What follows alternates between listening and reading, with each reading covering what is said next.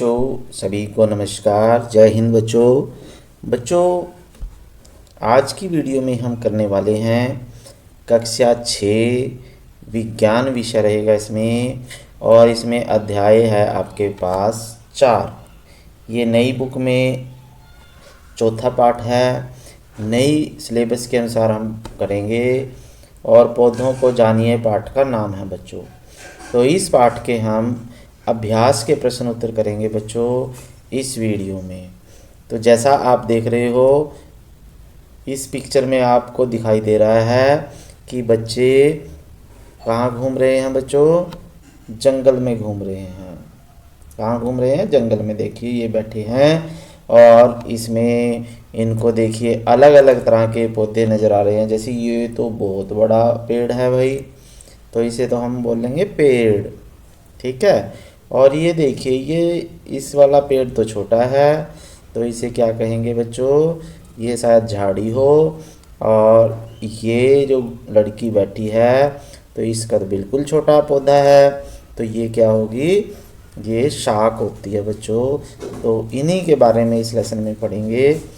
तो चलिए शुरू करते हैं बच्चों। तो शुरू करने से पहले अगर आप चैनल पे नए हैं या चैनल सब्सक्राइब नहीं किया तो इसे कर लीजिए, क्योंकि ये आपका है और आपकी तैयारी के लिए है बच्चों। और हाँ, अपने दोस्तों को भी इसे ज़रूर शेयर करें बच्चों। तो चलिए शुरू करते हैं अभ्यास के प्रश्न उत्तर। तो बच्चों इसमें देखिए, ये पहले का हमारे पास ये अध्याय है जो, इसका क्या नाम है बच्चों? इसका नाम है हमारे पास पौधों को जानिए। तो पहले ये अध्याय 7 होता था बच्चों पुरानी बुक में, लेकिन अब ये अध्याय जो है 4 है बच्चों, ठीक है। अब अध्याय 4 है, क्योंकि कुछ लेसन जो हैं अध्याय इसमें से कट चुके हैं। तो नए सिलेबस के अनुसार आपको बता रहा हूँ। आप पौधों को जानिए पाठ का नाम है, और अध्याय 4 है अब नए पाठ में बच्चों। तो बच्चों अगर आप इस चैनल को इसमें जब लेसन को इसको पढ़ोगे, आप समझोगे, तो कम से कम ये आपको दक्षताएं आनी चाहिए। तो जब ये लेसन, ये वीडियो आप कंप्लीट कर लोगे, तो आपको कम से कम ऐसा होना चाहिए कि पौधों को उसकी आकृति बनावट के आधार पर उसको पहचान सकें आप, कि कौन सा पौधा है, कौन सा जो पेड़ है, कौन सा पौधा जड़ है, शाख है, कौन सा पौधा झाड़ी है। तो ये आपको पता होनी चाहिए। और उनकी जड़ों के बारे में आपको पता हो, मूसला जड़ क्या होती है, छकड़ा जड़ क्या होती है, ठीक है। और पौधों संबंधित प्रक्रियाओं के कारण, यानी पौधे जो होते हैं अलग अलग तरह के क्यों होते हैं, कैसे होते हैं, तो इनके बारे में आपको पता होनी चाहिए। और पौधों में गति कैसी होती है, किस तरह की गति करते हैं वो, तो ये बातें आपको इस अध्याय के बाद पता लग जानी चाहिए। ये आपकी दक्षताएं हैं, कॉम्पिटेंसी हैं बच्चों, ठीक है। तो चलिए शुरू करते हैं अभ्यास के प्रश्न उत्तर पाठ्य पुस्तक के। तो इसमें देखिए बच्चों, पहला प्रश्न है आपके पास। तो इसमें है, निम्नलिखित कथनों को ठीक करके लिखिए। निम्नलिखित कथनों को ठीक करके लिखना है, ठीक है। तो इसमें क्या है बच्चों? देखिए पहला है आपके पास ये, तना जो होता है, तना मिट्टी से जल और खनिजों को अवशोषित करता है।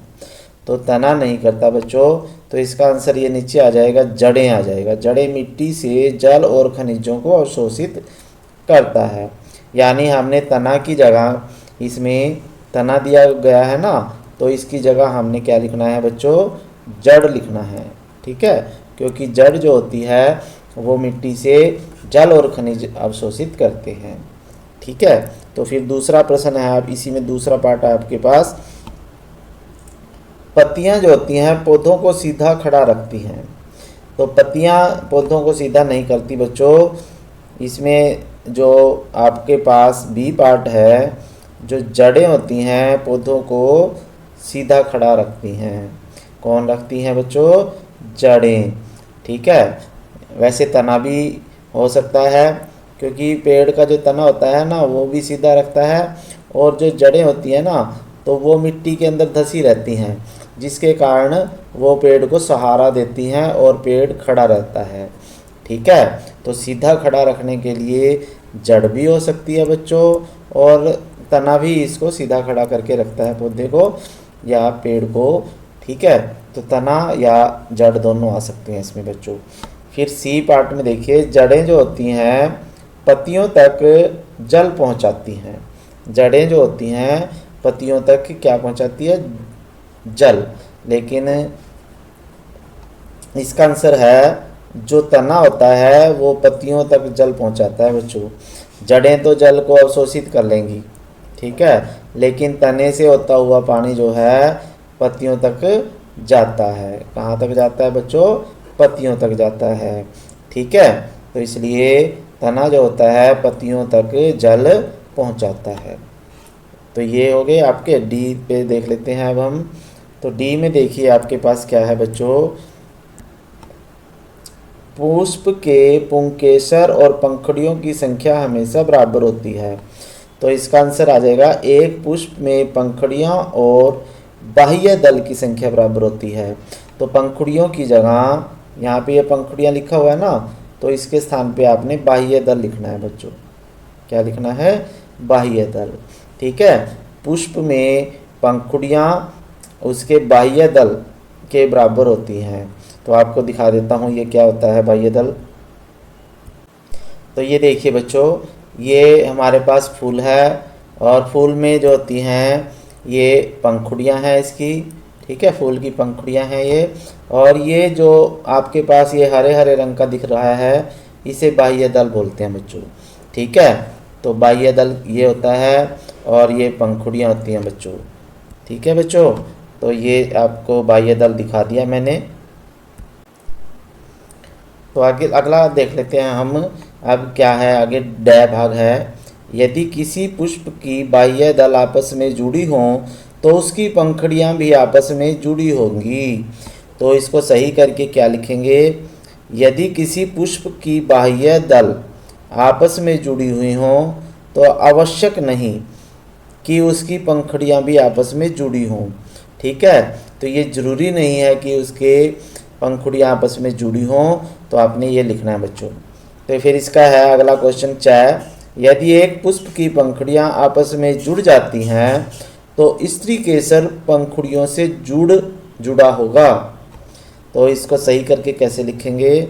यदि किसी पुष्प की पंखुड़ियाँ आपस में जुड़ी हुई हैं तो स्त्री केसर आवश्यक रूप से पंखुड़ियों से जुड़ा होगा, हुआ नहीं होता, ठीक है।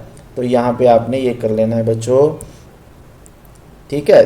तो स्त्री केसर आवश्यक रूप से पंखुड़ी से जुड़ा हुआ नहीं होता। यदि पुष्प की पंखुड़ियाँ आपस में जुड़ी हों तो ये सही है। तो आपने इसको सही करके लिख लेना है बच्चों, ठीक है। तो नेक्स्ट क्वेश्चन पे चलते हैं बच्चों।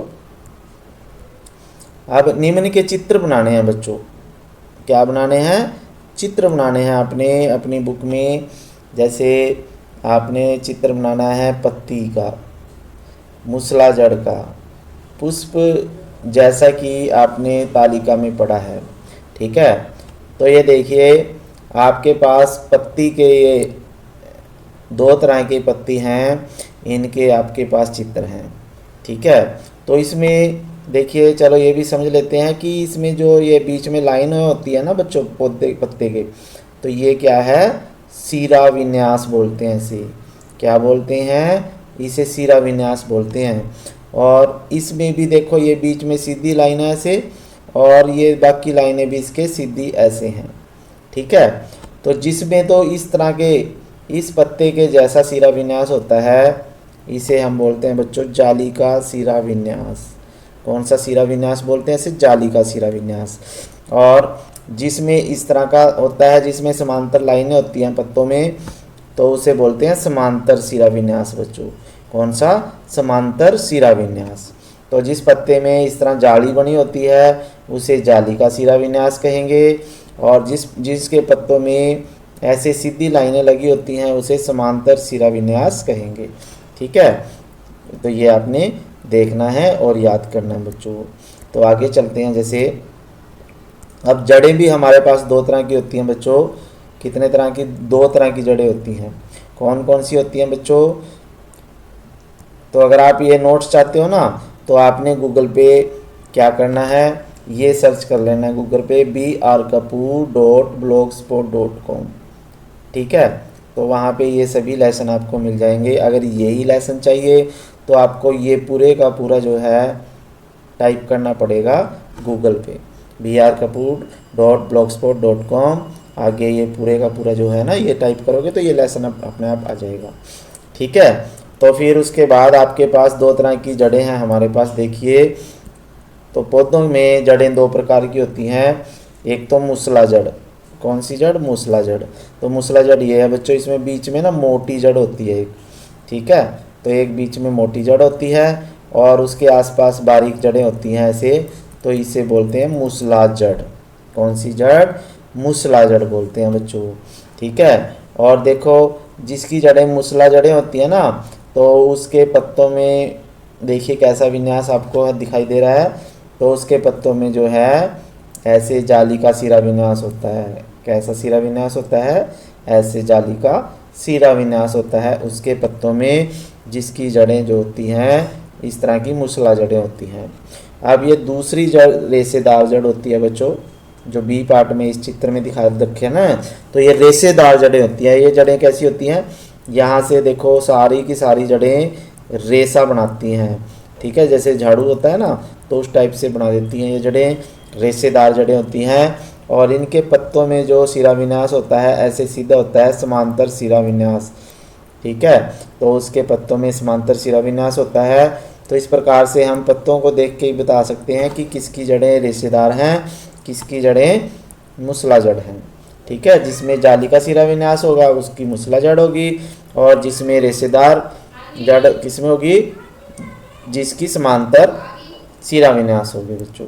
ठीक है, तो ये आपने कॉपी में बनाने हैं चित्र। फिर अगले चित्र पे जाते हैं। तो आपने ये पुष्प का चित्र बनाना है एक। तो इसकी पुष्प की ये पंखुड़ियाँ होती हैं बच्चों। ठीक है, ये सारी पंखुड़ियाँ हैं, और जो पुष्प के नीचे होता है ना ये हरी हरी पत्तियाँ होती हैं, इसे बाह्य दल कहते हैं बच्चों। तो ये आपने बनाना है, और इस बाह्य दल को ना इसको पूरे को पुष्प आसन बोलते हैं। ठीक है, तो पुष्प कलिका एवं पुष्प यही चित्र आपने बनाना था। तो ये आपने बनाना है अपनी कॉपी में बच्चों। ठीक है, तो नेक्स्ट क्वेश्चन पे चलते हैं बच्चों। अगला क्वेश्चन है बच्चों आपके पास, छोटा कर लेते हैं थोड़ा। क्वेश्चन नंबर 3 है।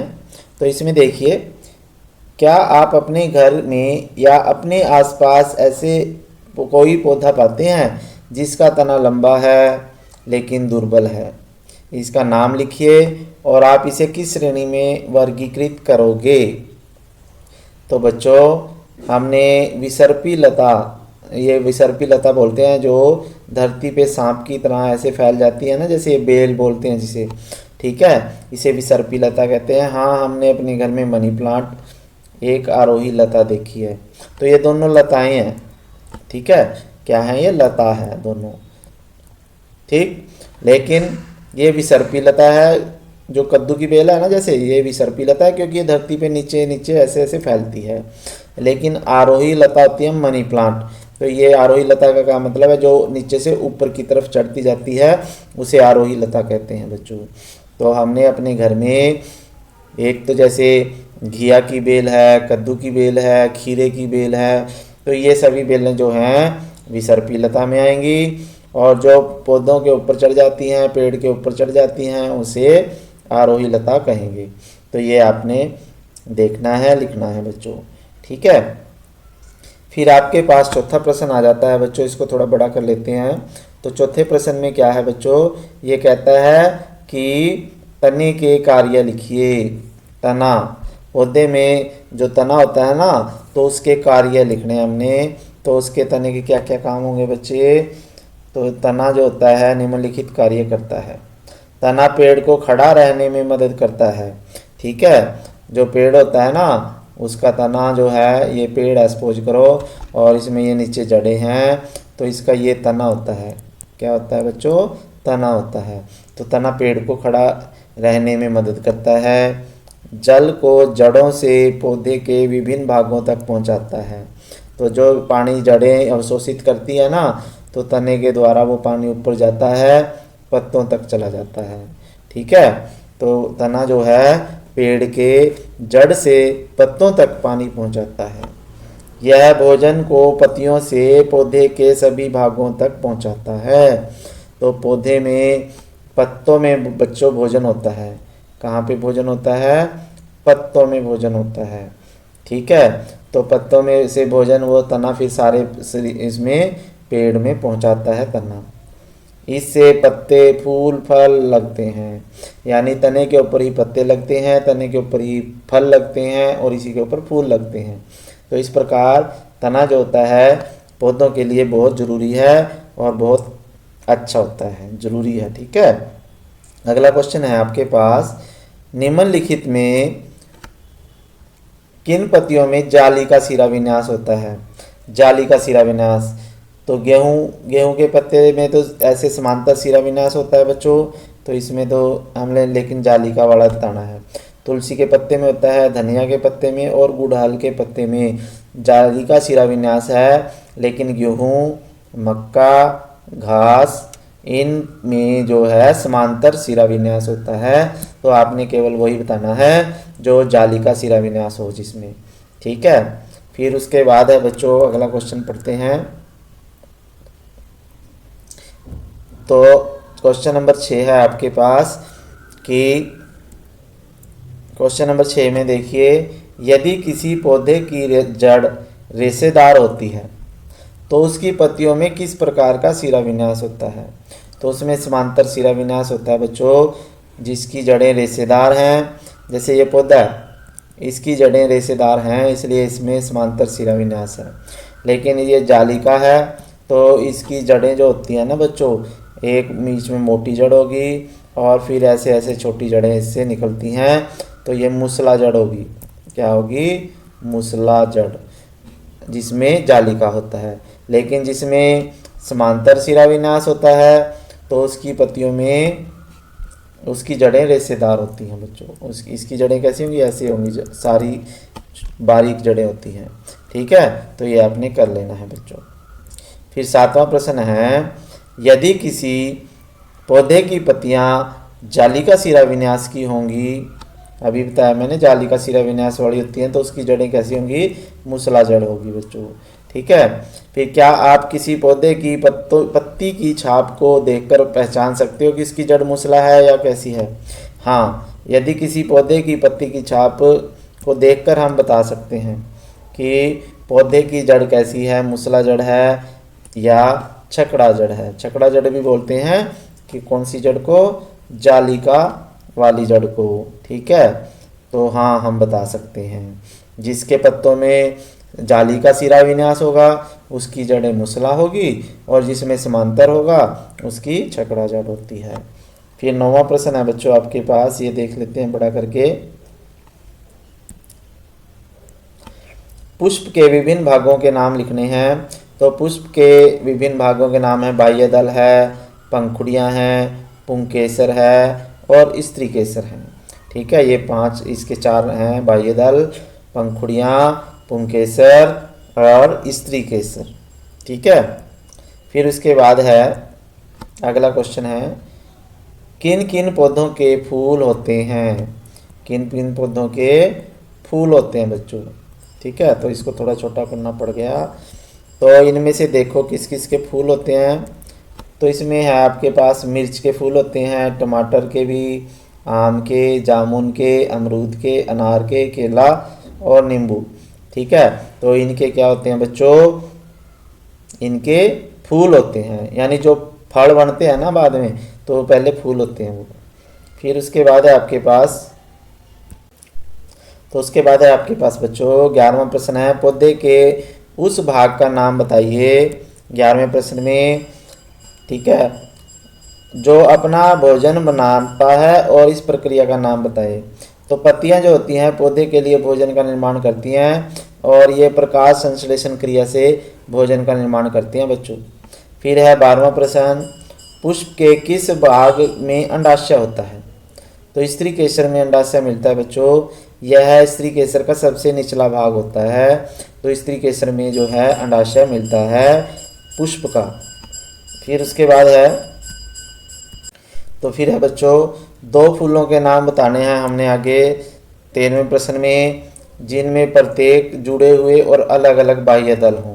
ठीक है, तो जिन संयुक्त बाह्य दल वाले फूल हैं, धतूरे का फूल होगा और लौकी का फूल, और जिनमें बाह्य दल अलग अलग होते हैं, गुड़हल है, सरसों है। ठीक है, तो इसमें क्या होता है बच्चों, जैसे आपके पास ये फूल बन है ना, तो इसमें नीचे जो होगा ना बाह्य दल, क्या है, बाह्य दल, तो इसमें जो आपको अभी दिखाई थी पत्तियां होती हैं हरे हरे रंग की, तो जिसमें तो ये अलग अलग होती हैं, तो ये अलग अलग बाह्य दल वाले फूल हैं। और कईयों में बाह्य दल जो होता है आपस में जुड़ा होता है। ठीक है, ऐसे जुड़ा होता है, तो उसी के ऊपर जो है पुष्प होता है बच्चों, तो उसे संयुक्त बाह्य दल कहेंगे। धतूरा और लौकी में होता है जैसे। ठीक है, तो इस तरह से आपने ये अभ्यास के प्रश्न थे बच्चे जो आपने कर लिए हैं। तो आपको यहीं पे अन्य महत्वपूर्ण प्रश्न भी अगर आप करना चाहो